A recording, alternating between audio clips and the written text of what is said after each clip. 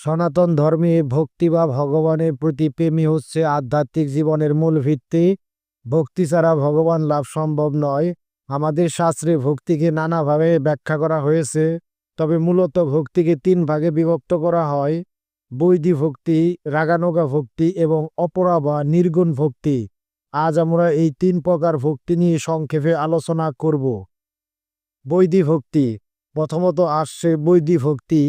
এখানে ভক্তি হয় শাস্ত্রের বিধান মেনে, নিয়মিত পূজা, আরতি, মন্ত্র জপ, উপবাস, নামস্মরণ, প্রণাম এসবই বৈদিক ভক্তির অন্তর্ভুক্ত।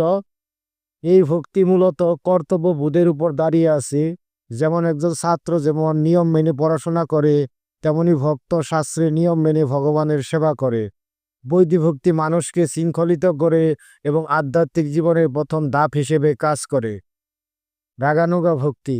দ্বিতীয়ত আছে রাগানুগা ভক্তি। এটি হলো হৃদয়ের টানে, ভালোবাসার টানে ভক্তি করা। এখানে কোনো কঠোর নিয়মের বাঁধন নেই। যেমন বৃন্দাবনের গোপী বা গোপালরা শ্রীকৃষ্ণের প্রতি যে ভালোবাসা দেখিয়েছিলেন, তা রাগানুগা ভক্তির শ্রেষ্ঠ উদাহরণ। এই ভক্তিতে ভগবান ভক্তের হৃদয়ের আত্মীয় হয়ে ওঠেন। ভক্ত ভগবানকে শুধু পূজা করার দেবতা হিসেবে নয়, বরং নিজের বন্ধু, সন্তান বা প্রিয়জন হিসেবে অনুভব করে। অপরা বা নির্গুণ ভক্তি। সবশেষে আছে অপরা বা নির্গুণ ভক্তি, যাকে সর্বোচ্চ স্তরের ভক্তি বলা হয়। এখানে ভক্ত ভগবানের প্রতি নিখাদ প্রেমে আত্মসমর্পণ করে।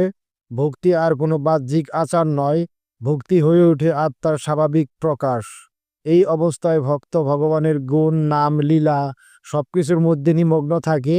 ভক্ত ভগবানকে নিজের প্রাণের থেকে বেশি ভালোবাসতে শেখে। এই ভক্তি হলো মুক্তির পথ এবং পরম প্রাপ্তির সোপান। তাহলে সনাতন ধর্মে ভক্তির তিন প্রকার হলো: বৈদিক ভক্তি, যেখানে নিয়ম মেনে পূজা করা হয়; রাগানুগা ভক্তি, যেখানে ভগবানের প্রতি স্বতঃস্ফূর্ত প্রেম প্রবাহিত হয়; এবং নির্গুণ ভক্তি, যা ভগবানের প্রতি সর্বোচ্চ প্রেম ও আত্মসমর্পণের রূপ। ভক্তির মূল শিক্ষা হলো, যে পথেই চলি না কেন, যদি ভগবানের প্রতি নিখাদ প্রেম থাকে, তবে ভগবান নিজেই ভক্তকে নিজের সান্নিধ্যে টেনে নেন। তাই আসুন আমরা ভক্তির মাধ্যমে আমাদের জীবনকে ভগবানময় করে তুলি। ধন্যবাদ সবাইকে।